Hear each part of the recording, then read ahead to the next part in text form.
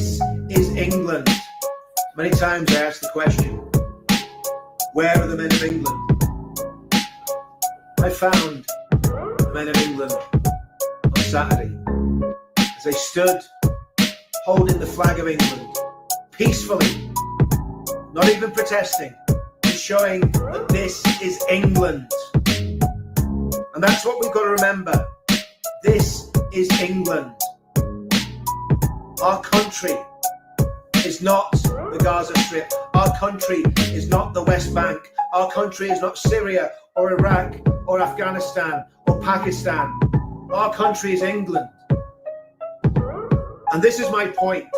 When I see people parading through England, through the capital city of England, putting their flags up in Downing Street, desecrating the War Memorial, desecrating the Cenotaph, desecrating Trafalgar Square with their foreign flags and their foreign ideology. My message to you, if you don't respect our country, if you don't respect our values, if you don't respect our flag, and I saw on Saturday the disrespect for the England flag showed by the far left and by the Hamas supporters, by the extremists. Not every single person. When we were standing there holding the England flag, there was a Muslim came up next to us. He said, I'm an England fan. He stood and held the flag. He's a very nice gentleman, obviously caught up on that march. And there'll be many people go on those marches that don't really understand what they're standing for. I'm sure not everybody that goes on those marches is a genocidal maniac that wants to destroy Israel and the Jewish people, but many of them are.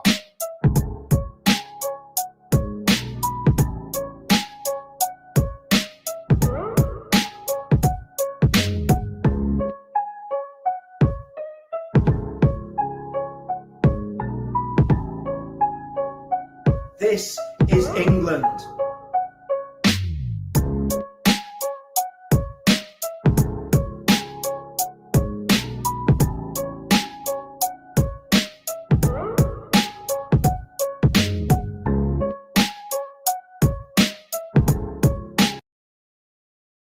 I think it's. All right, good afternoon, ladies and gentlemen. Welcome to today's live stream. How are we all doing? So, a brilliant intro produced by yours truly of a previous speech given by Richard Inman. So, we are going to be reviewing the current video that the Tommy Robinson channel posted, titled Great Britain is in Crisis. This is the only strategy that can win. Okay, so to give you a preface about this, Richard Inman, from what I saw from the video, is very pro Advance UK and therefore Ben Habib, which is absolutely fine if that's what Richard and co want to do. However, the question I want to pose is, Richard Inman, Tommy Robinson, and even me were very pro UKIP. That didn't end very well, even though currently the new leader of UKIP is, I think, the best politician in the country. Not sure why he's not being promoted with the same level of valor. I would like to pose that as a question to both Richard and Tommy Robinson. And then there was also Reform UK, that both, from what I remember, Richard, Tommy Robinson, and the Tommy community, even that includes me, were very pro Reform UK until, of course, I remembered exactly what Nigel Farage is about and what he pushed. And it all goes to pear-shaped. Now we're going to start listening to this speech. Obviously, Richard Inman is a very good speaker, very passionate, has good vocabulary. So we need to appreciate his speech. At the same time, we will be criticizing anything that comes up. Safe to say that we all need a plan. And that could be in your personal life. It could be for your family. It could be for your business, your community. Well, we need a plan for the country. And I believe we're in a unique position. And when I'm talking about we, I'm talking about Tommy supporters, Unite the Kingdom, patriots, people that love the country, veterans, football fans, the people that walk this road with me and with Tommy and with others since 2017. And why do I think we're in a unique position now? Well, I think we've got basically a toolbox. And inside that toolbox are the tools to pull every single lever of power that you can possibly conceive to change the country for the better. And I'm going to go through them. First of all, the Unite the Kingdom rallies. This is a massive, massive movement. The country has never seen anything like this before. How many people were at the event on the 13th of September 2025 will be debated forever. But what we do know is this. There was a lot of people there. And the deep state, the media, were panic stricken. But if all those people just come out once a year, walk around London, have a really great time, build up some friendships, build up some fellowships, and talk about what the problems are, then that doesn't really solve anything. We actually need... Absolutely agree. I've said that on a number of live streams before. Going out to protest in a draconian communistic system masquerading as democracy. We've proved this over and over again. Tommy Robinson's been doing rallies and protests for a number of years now. It's changed absolutely nothing. In fact, if you consider that we have the worst prime minister in the history of this country, probably since one of the older monarchs who were, some narcissistic idiot. The situation in the country is getting worse. So if anything, the protests could be counterproductive because the country is in a far worse state than when Tommy Robinson and co started their political careers. Solutions. So as well as having this mass cultural movement, we need ideology. We need something to believe in. Well, we've got Christianity, but I'm sure you'll come to that. Now, there's two things that I think are vitally important in terms of belief. The first one is, and anybody that knows me for long enough will know, there you go, Richard's going to mention the pledge. Well, the pledge is basically a codified ideology of everything that we believe. It's an amalgamation of mission statements that were written, that were put together from 2017 onwards. It was written down, it was codified, and then we got people to sign it. And at the minute, we've got probably about 70,000 people, genuine people, who have signed the pledge. You lose some, you gain some. It should be 1 million, but that's another story. So the pledge is part of the ideology. That's another tool in the toolbox. We've got the Unite the Kingdom rallies. We've got the pledge. Now, the next thing I want to talk about isn't a tool, because nobody uses the next tool in the toolbox. It uses you. And that is Christianity. Genuine, Bible-based Christianity. People's lives getting changed. People's lives getting put back together. That's what Christianity is about. Christianity... Okay, so I haven't looked into this element of the pledge. I'm not sure exactly what it is. People have signed it, so what? That's my response to that. Again, I'm speaking with some level of ignorance. Like I said, I haven't looked into it, but on the basis that it's called a pledge, so what? It's no different to any other promises that a corrupt politician makes before being elected in order to gain the votes, and then does the complete U-turn on what he or she pledged or said they would do before being elected, and now they are elected, they do the complete opposite. So a pledge, for that terminology, is not worth the paper it's written on. I think it's a great idea. It's very nice. However, unless it can be enforced, which I'm assuming it can't be, then it's worthless. And I'm not sure who signed it. There was some people of notoriety in that video clip that Richard just showed. However, if a politician stands in front of its congregation or in front of the country and states, if you vote for me, then I shall do X, Y, and Z, and then they do not deliver on that, then to me, that should be a criminal offense. That must mean that person is removed from office because they are a slave of the people that put him or her in power.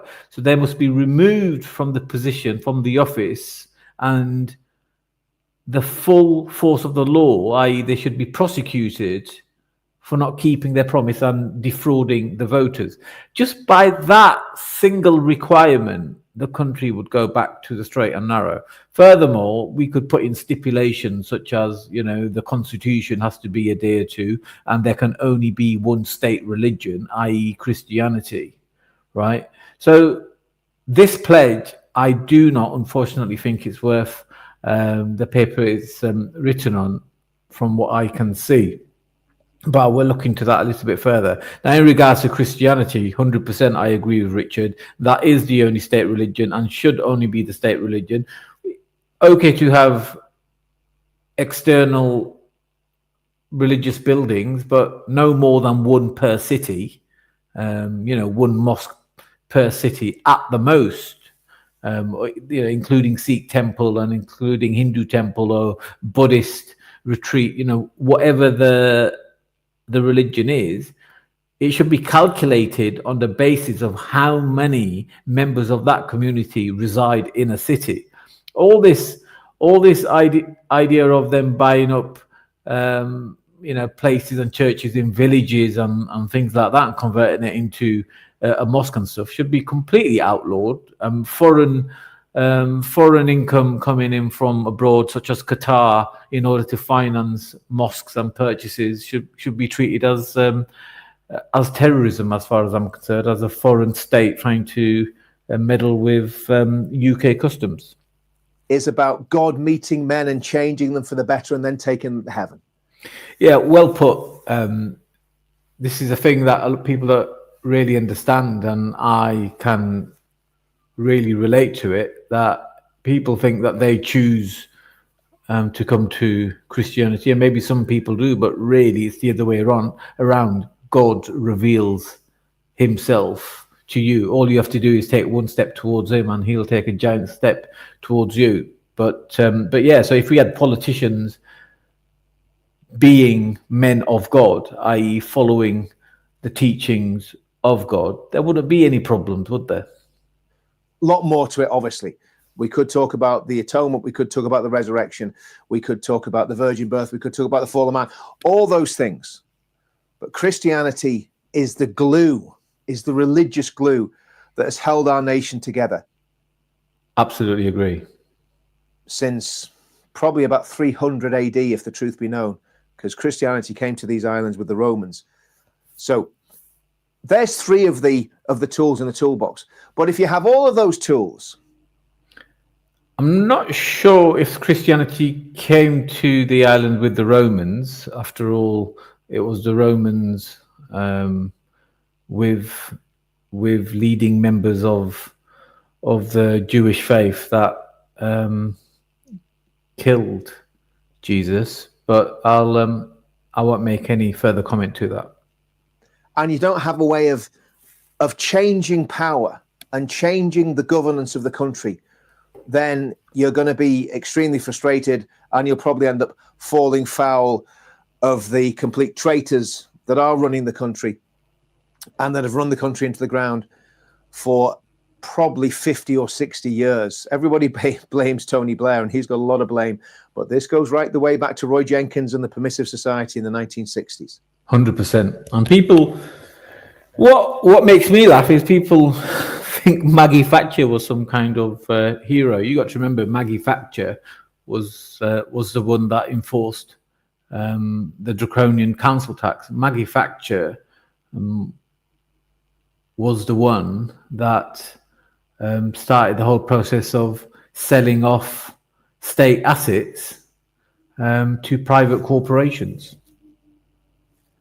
So we need political change. And that's where the final piece of the jigsaw, the fourth pillar of how we're going to save our country comes in, and that's Advance UK. Right. So my problem with this is Ben Habib, a chap born in Pakistan, says he's been baptized, but he's not religious and that he doesn't really follow Christianity. Now, that's a big problem. So as nice as a speech as Rich has just given, and he's listed the points that I'm sure all of us would agree upon, Ben Habib doesn't really fit that mold, unfortunately, but let's continue. And I believe with all my heart that Advance UK is the party that's going to save our country. I know the people that... Yeah, but we're not interested in what we believe with our hearts. We're not interested in what we've dreamed about. We're not interested if somebody can stand up in front of crowds and give the best speech or the worst speech or any of that. What we want is guarantees. What we want is for politicians to say, if I do not deliver on my pre-election promise, then I am happy to be prosecuted. Is Ben Habib willing to give that type of guarantee? Of course not, because he's going to be corrupted like the rest of them. Involved in the leadership. I'm not on the leadership. I'm deliberately not on the leadership because I say some very controversial things. And what I don't want to do is do anything to frustrate the chances of Advance UK forming the next government. And I believe that's possible, because I know the talent of the people that are involved in leading that party. And I will support them as long as they keep on the track and on the path that they're on. I will support them. And Tommy's supporting them. Many other people, prominent people, are supporting them. I'd like to see more vocal support from different YouTubers. Like say, well, I'm sorry, we've all been down this road. We've all been down this road of Nigel Farage being the saviour. We've all been down this road where the previous UKIP leader being the saviour, and it all goes to nothing. It does not materialise whatsoever. So as a consequence, these type of airy-fairy moments where we go with someone's feelings or create a push for a political career to start on a whim, it's over. Those days are absolutely over. If Ben Habib, like I said, can come forward, give us a concrete list of things that he says he will guarantee that he will deliver, and if he doesn't, he is happy to be prosecuted criminally, and for each one of that list not to be delivered, he would happily serve 1 year in prison.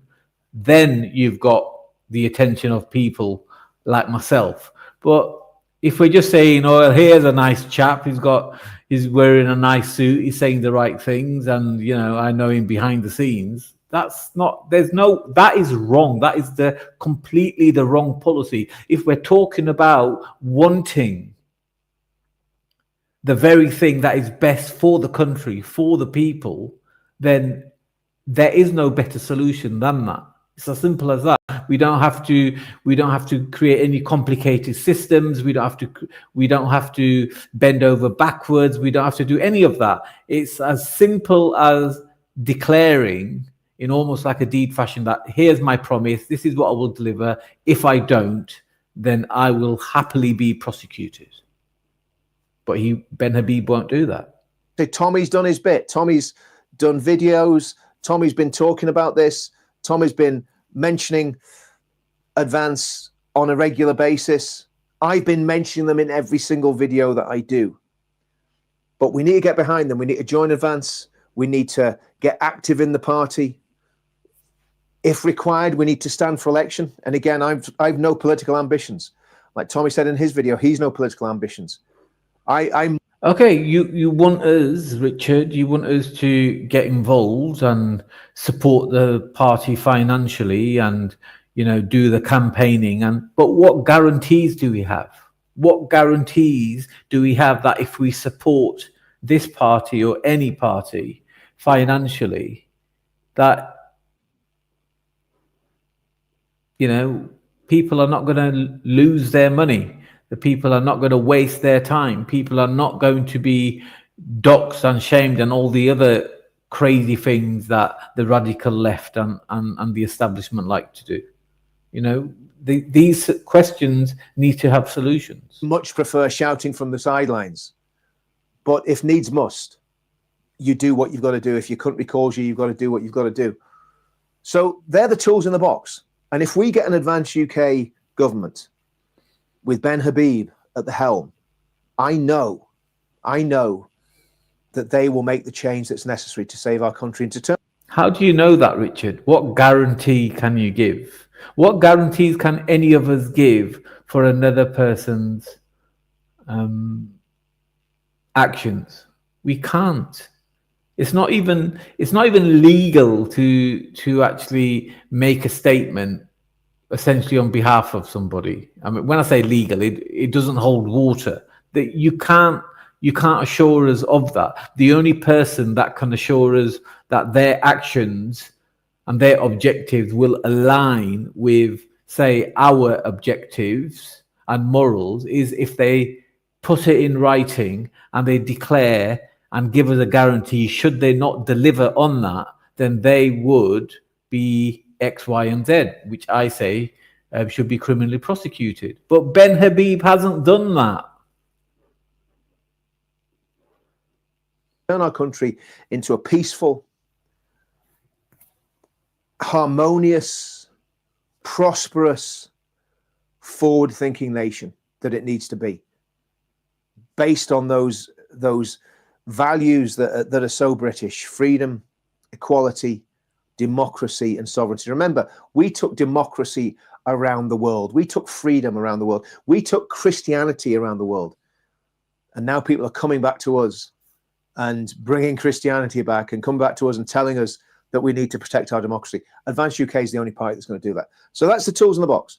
Unite the Kingdom, the pledge, a Christian revival, which we can't manufacture. That only God can do that. And finally, Advance UK as the party that will protect everything and renew everything that we hold dear. See you all soon.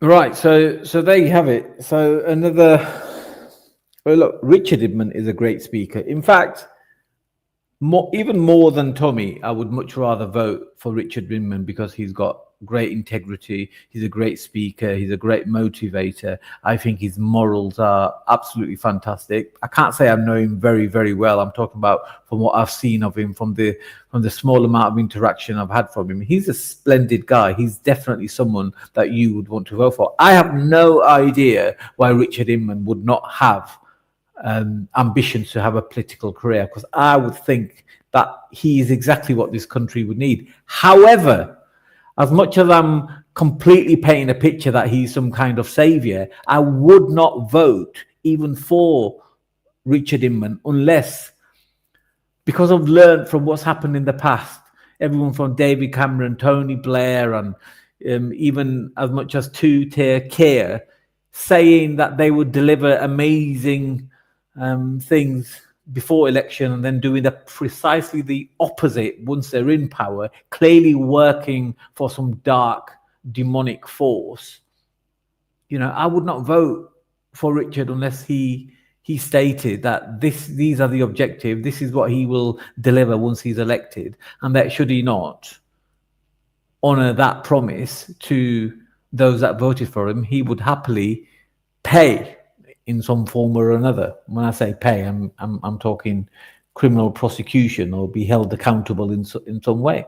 But and that's Richard. Richard is probably one of the biggest speakers in the country. He's brilliant. If you've ever been to a Tommy protest and been lucky enough to hear a speech by Richard, you know what I mean. Or even if you haven't, you've probably heard him on many YouTube channels. YouTubers catching his. But the problem is these days of voting on a fake promise are over. Don't do it. do not vote for any politician or any political party just because one of your favorite YouTubers or your favorite political figures or your favorite brand of clothing or whoever you get inspired by tells you to. Right? Don't do that. There could be an outstanding human being like Richard Inman is. It could be a British hero like even Tommy Robinson. It could even be a national asset like Harry Kane, the footballer. Whoever. When somebody tells you you should vote for this and you fall for it, you're a lazy person. You should not. In fact, morally speaking, your vote should be stripped away from you.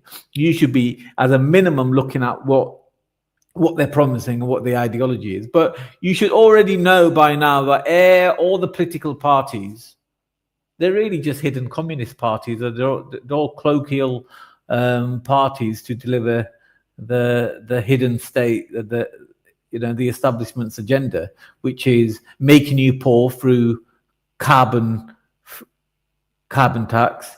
It's to dumb down your children, open up avenues for children to be attacked by PDFs.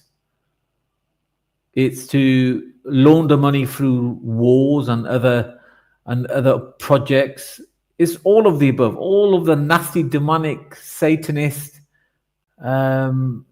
trafficking of human beings, including children. That's what the state is all about these days, from what I can see. Right? So we need guarantees. We need promises. We need everything written down in paper with a wet signature, and the signatory, in this case Ben Habib, to say, if I do not deliver on these promises, then I shall be open to prosecution. I shall forfeit all my roles in all the directorships of all the companies. I shall compensate every single voter with a minimum of distribute all my share capital and all my securities as compensation. We need some kind of punishment for not delivering on the promises. That's all I'm asking for. I don't think even nobody should be pulled in any direction and asked to vote for anyone. I think we should start looking into who and why we are being asked to vote for certain people. Ben Habib's got no chance of winning the election. In fact, I probably got the same chance of winning the election if I started a political party now. And I'm not going to do that. All right, that's the live stream. I know it may have sounded like I was having a go at Richard Inman. I'm not. I was just critiquing this whole system that we have become so accustomed to, where we just go along and vote for the next big thing because they're saying the right things. Ben Habib might be saying all the right things, but it's not even enough. All these politicians, they don't even give you enough. I mean, if I was elected as prime minister, every single state commodity, such as North Sea oil, such as any mining, any profits from that, I would distribute to the people, because the government is the slave of the people. It is a body that is empowered by the voter, right? How come no politician comes out and say, actually, instead of sending 34 billion pounds to a foreign country for a foreign war, we're going to use that and pay off all the mortgages in these 6 cities. And then in the following 3 years, we're going to then take the same amount of money and then pay this community. Why is that never discussed? Right? How come we're only ever taxed more? How come we have leeches on us? Like, why do politicians never come out and say, we're going to take over the, I don't know, let's just say all the electricity companies, and we shall then only sell you power, such as electricity, for cost price? How come nobody said that? There's plenty of talk like we'll take over the power companies like a socialist system, right? There's plenty of talk of that, but they never go on to say, people just assume, oh, we'll get cheaper electricity. You won't, because that is not what they're trying to do. So we need to understand that we have been programmed into thinking idiotically and very simply and without any integrity. You have to really come out of yourself, stop worrying about what you need as an individual or what your family needs, and really look at it. What would be the right thing to do? The right thing to do would be put God at very top, then his people, which is all of us, and everything else below that, to serve those people. If anything a government does not serve God and its people, then the government is already failing. All right, so that's my rant over. I want people to just pull their socks up, put their thinking caps on, and just think, what should the government be doing? Should the government not be serving you, your family, and your community? Because if that is what the government should be doing for you, then the government is a very different thing to what it is right now. At the moment, the government is there to attack you a lot of the time, from what I can see. Maybe not always. Government does do some good. It's not entirely bad. But every year, the country gets worse. And who's responsible for that? It's not you. It's not me. It's the government. And bringing in and gathering around one new person every month is not going to change anything. It's not going to change anything. It's just centralization of focus. That's all it is. Ben Habib is the latest Nigel Farage, and he's best buds with him anyway, or has been. He's just another Nigel Farage. Now we're being asked to focus and put all our faith in Ben Habib. What guarantees has Ben Habib given, and what is he willing to give? But somebody's going to say, oh, well, that's not how it works in British politics, Manny. That's because British politics is full of crooks. And even if they're not completely crookish before they get into power, as soon as they're voted in, guess what? They do a complete and utter U-turn. It will happen with Ben Habib. Keep your vote for the person that guarantees that they will deliver. Never get influenced into voting for another numpty again. I'm not calling Ben Habib a numpty. All I'm saying that there are no guarantees. Have a good day.